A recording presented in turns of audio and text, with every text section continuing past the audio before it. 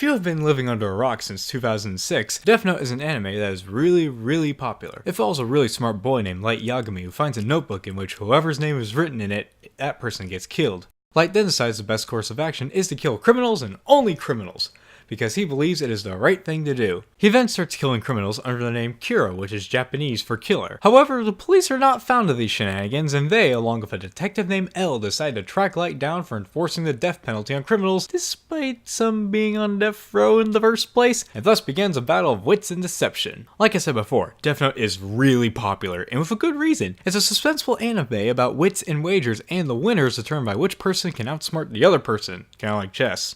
Our two main participants in this game of cat and mouse are Light Yagami, a really intelligent student and owner of the Death Note, kills under the name Kira and seeks out to conquer and cleanse the world of all the criminals and evildoers alike. L, a skinny white boy who is also a detective. L's not just any ordinary detective, but he is an extraordinary detective, for he solved a lot of cases for the police and uses a lot of various tactics to achieve his goal. Light and L are definitely interesting characters despite their moral code and what sides they are on. They do have a lot of similarities between them. They are both hell-bent on achieving their goals by any means necessary. Light, for an example, will sacrifice someone even if they are helping him, and L will do some questionable tactics to get what he needs. They're also really smart, and often have a sense of deception between each other and everyone else around them. A difference I have noticed was that L and Light do have their ways with people. Here's what I mean. Light, when interacting with random people, will just act neutral, have a good conversation with them, and try to be, well, normal.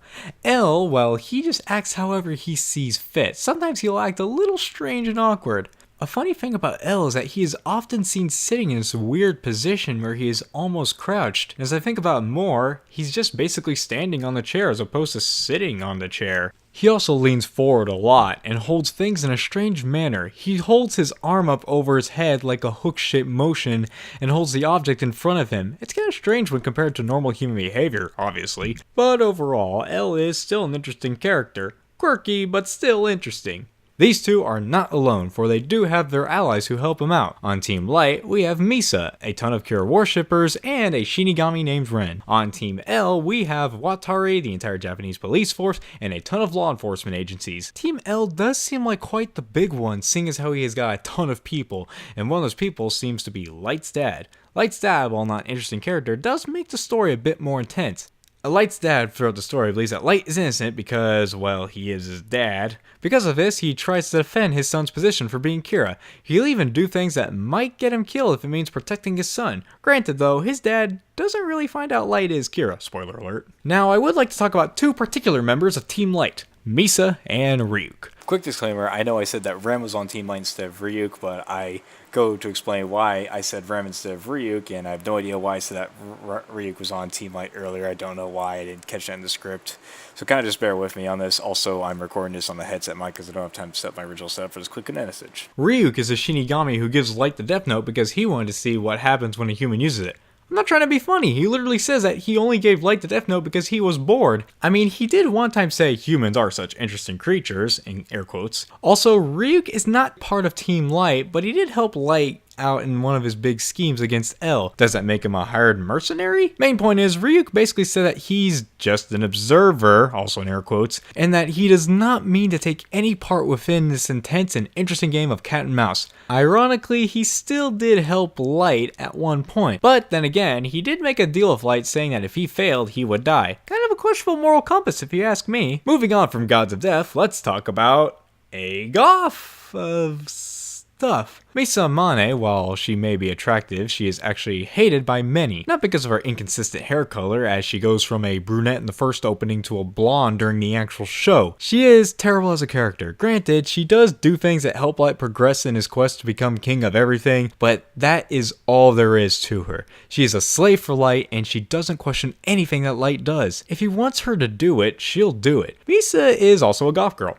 That's something. She also possesses the ability to see when people can die by looking at how much days, months, seconds, minutes, hours you have left to live. It's an ability you can get when you exchange half of your lifespan for it. It is beneficial for Team Light on paper, yes, but when put into the show, not really. Misa is literally the prettiest puppet of Light's army of other puppets.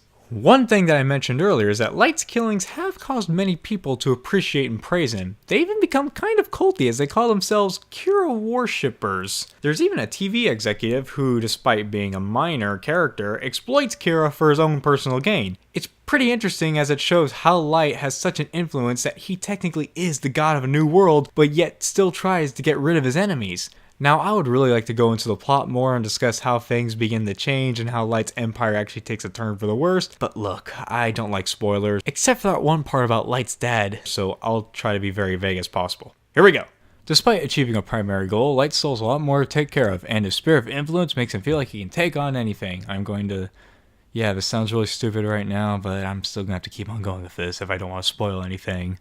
In the middle of the show, they do kind of jump the shark a little bit. I will not tell you why, because spoiler reasons. And we get some new characters who, I am going to be honest, I did not find that likable. They are a replacement of other characters that I will not mention because spoilers are evil. And despite their impressive attempts at trying to do a thing another character was doing, they just come across as just an alternate version of another character. One is just an alternative goth version who is upset at his overbearing yet loving father for not letting him go to the Panic at the Disco concert of a shitty girlfriend who cuts herself when she feels sad. And the other is basically just a childish version of another character, only he wears socks and he has a mop on his head. And before I move on, I just want to apologize if this review got horrible halfway through in the middle. But much like this review, Death Note's story also declines in the middle because, as I mentioned before, they jump the shark. Breaking away from the story, one thing really notable about Death Note is its animation. The animation is awesome. Madhouse is known for detail in shots and characters. They also have a really dark and goth-like essence in their style, as in goth black and dark stuff, not gothic architecture and art. Also, there are some moments where it gets all dramatic and the color scheme goes a little, well, red and satanic-like, and I'm pretty sure there is a word for that, but I can't be too bothered to look it up. Also, I typed most of this script during a college lecture.